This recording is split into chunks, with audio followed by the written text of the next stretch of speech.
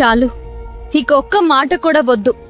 నన్ను బలహీనంగా చూసిన వాళ్ళందరికీ నా అసహ్యత ఉంటుంది. నిజం దాచిపెట్టాలని ఎంత ప్రయత్నించినా ఈ రోజు నీ అబద్ధాలన్నీ కుటుంబం కోసం కాదు.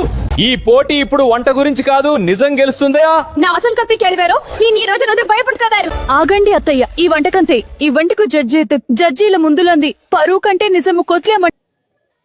这道菜马上就好，大家看这色泽。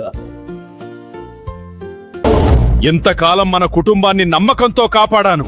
నిజం చెప్పడానికి ఎవరైనా ద్రోహం చేశారు. ఫలితాలు ప్రకటించే ముందు ఒక భయంకరమైన నిజం మీ తెలియాలి.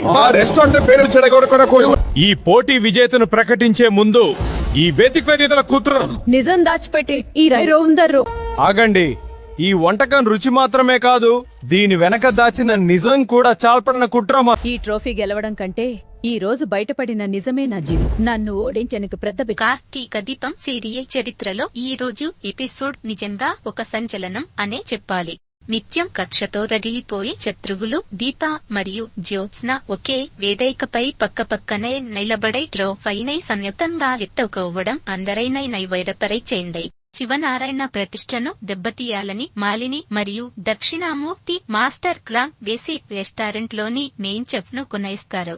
పరవు పోయేలా ఉన్న ఆ సంక్షోభ సమయంలో శివనారాయణ గౌరవాన్ని కాపాడటానికై దైతరంగంలోకై దైతుతుంది. ఒంటరిగా గెలవడం అసాధ్యం కావడంతో తనను తీవ్రంగా ద్వేషించే జ్యోత్స్న దగ్గరకు వెళ్లి కలిసి పనిచేద్దాం అని కోరుతుంది.